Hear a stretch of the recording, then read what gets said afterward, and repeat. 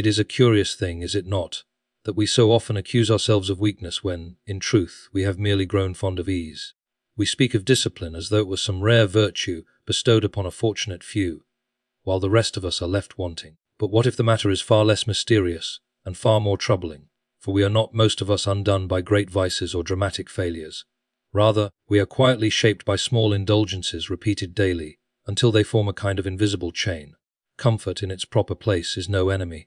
Yet when it becomes our constant companion, it asks for nothing and gives even less, except a slow surrender of our will. We do not notice the loss at first. It comes gently, almost kindly, persuading us to delay, to soften our efforts, to choose the easier path just this once more. And so we begin to confuse the absence of struggle with the presence of peace, not realizing that something within us is being steadily diminished. It is a subtle deception to imagine that comfort arrives in our lives as a harmless guest, asking little and intending no lasting stay. We welcome it, quite naturally, as one welcomes warmth on a cold evening or rest after honest labor.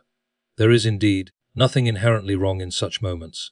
Yet the danger lies not in comfort's arrival, but in its quiet persistence, its peculiar ability to remain unnoticed while it steadily alters the very structure of our desires. For comfort does not demand anything of us in the way that hardship does. It does not press, nor challenge, nor require us to rise above our present state.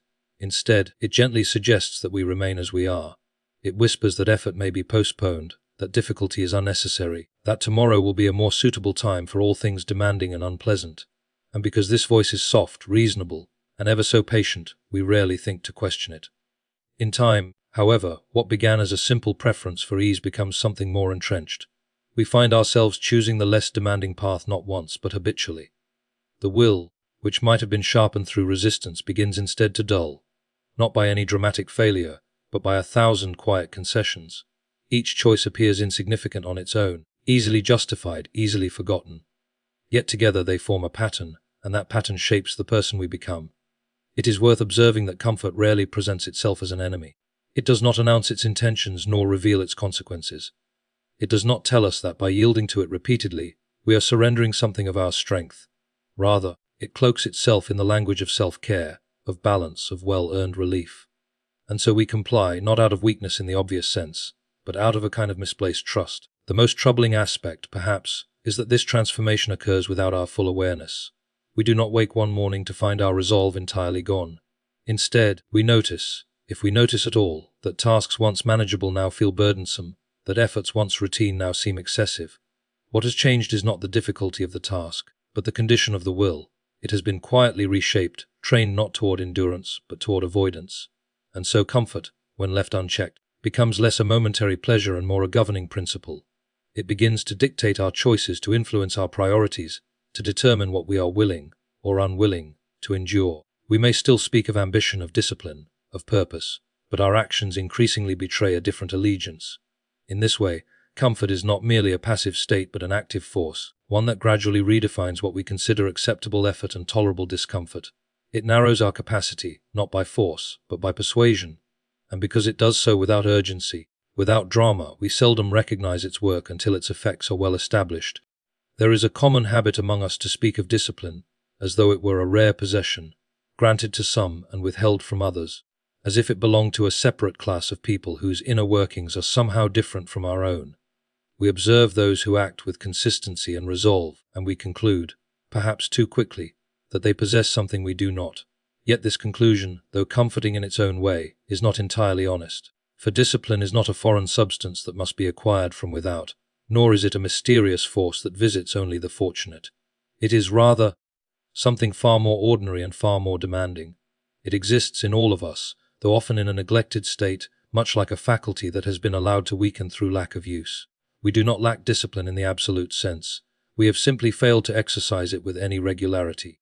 It is worth considering how easily we demonstrate discipline in matters that compel us strongly enough. When circumstances leave us no alternative, when consequences are immediate and unavoidable, we find within ourselves a capacity for action that might otherwise seem inaccessible. We rise when we must, we endure when required, we complete what cannot be left undone.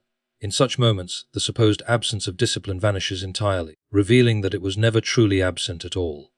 The difficulty, then, lies not in the absence of discipline, but in the absence of necessity as we perceive it. When the stakes appear distant or negotiable, we grant ourselves permission to delay, to soften our efforts, or to abandon them altogether. What we call a lack of discipline is often nothing more than a series of permissions, quiet allowances we make for ourselves, each one diminishing our sense of obligation. Over time, these permissions accumulate. We begin to act not according to what we know ought to be done, but according to what feels immediately agreeable. The will, instead of being directed with intention, becomes reactive, responding to comfort and resistance rather than to principle. In this way, discipline is not lost in a single moment, but gradually set aside, replaced by habit patterns that require little from us. There is also a certain illusion that accompanies this neglect. Because discipline is not being exercised, it begins to feel distant, even unattainable. We imagine that to act with consistency would require a sudden and extraordinary transformation, something beyond our current capacity. Yet this belief only reinforces the very neglect that produced it. We wait for a readiness that never arrives, unaware that readiness itself is often the result of action, not its prerequisite. If we are honest, we must admit that discipline has not deserted us. We have, in many small ways, deserted it. We have chosen, repeatedly, the path that asks less of us, and in doing so we have allowed a natural capacity to lie dormant. The tragedy is not that discipline is absent, but that it remains unused, quietly waiting for the moment we decide to call upon it once more. It is seldom the grand decision, boldly made and dramatically carried out, that determines the course of a life. More often, it is the accumulation of smaller choices, so ordinary, so easily excused, that shape us in ways we scarcely perceive at the time. We tend to imagine that only significant actions carry weight, while the minor ones drift by unnoticed, leaving no lasting impression. Yet this assumption is not only mistaken, but quietly dangerous, for each small indulgence taken on its own appears entirely harmless. It asks for so little, demands no great sacrifice, and seems scarcely worth resisting. We tell ourselves that it is only this once, or that such a thing cannot possibly matter in the larger scheme. And perhaps in isolation it does not, but the difficulty lies precisely in its repetition. What is insignificant as an exception becomes influential as a pattern. There is a peculiar power in habits formed without intention. They do not announce themselves as commitments, nor do they require our explicit consent. Instead, they emerge gradually, almost imperceptibly, as we repeat certain actions simply because they are easier, more pleasant, or more convenient. Over time, these repetitions settle into a kind of rhythm, shaping our responses before we have the chance to consider them. In this way, small indulgences begin to construct something far more substantial than we first supposed. They form a structure, a framework of behavior, that guides our choices without requiring deliberate thought.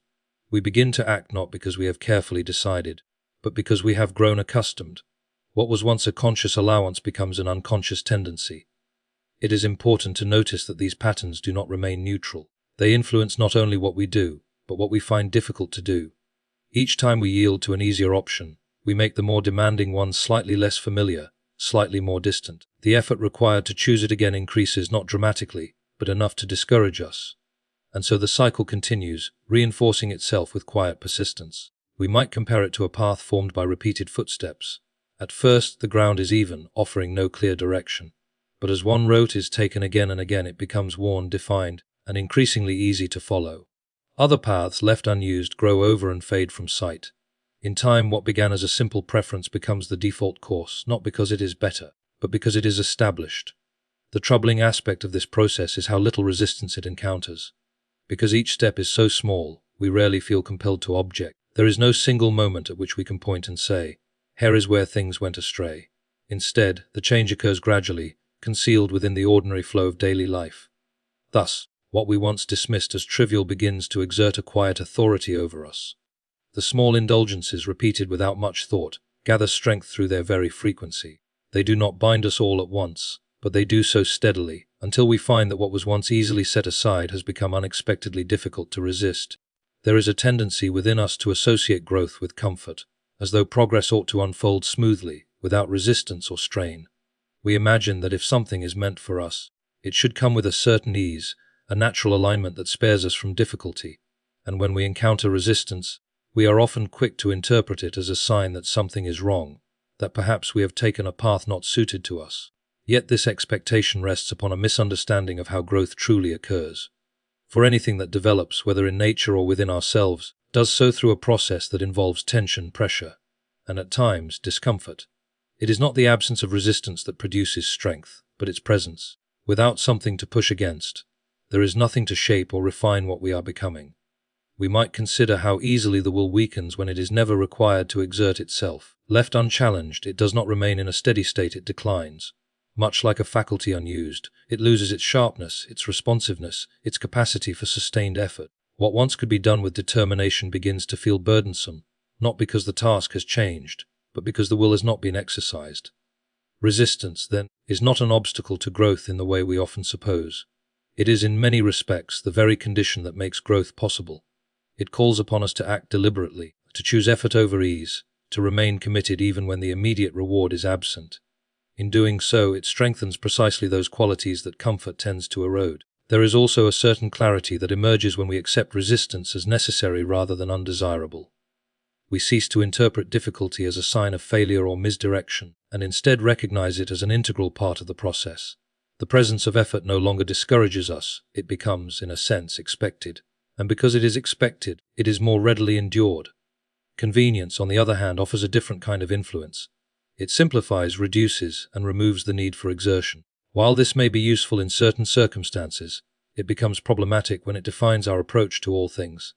If we come to rely too heavily on what is convenient, we gradually lose our ability to engage with what is demanding. In this way, convenience narrows our range. It conditions us to operate only within what is easy, leaving us unprepared for anything that requires sustained effort. And since meaningful growth rarely occurs within such narrow limits, we find ourselves confined, not by external barriers, but by our own diminished capacity. It is not that growth demands constant struggle, nor that all forms of ease are to be avoided. Rather, it requires a willingness to encounter resistance without retreating from it. To accept that effort is not a flaw in the process, but a fundamental part of it, and to understand that what strengthens us is not what comes most easily, but what calls us to rise beyond our present inclination. It is a comforting thought, though not an accurate one, to imagine ourselves as trapped by circumstances beyond our control, bound by forces that leave us with little choice in how we act. Such a belief offers a certain relief, for it removes from us the weight of responsibility. If we are constrained entirely by external conditions, then our failures may be explained without much difficulty. We are, in that case, merely the result of what has been done to us.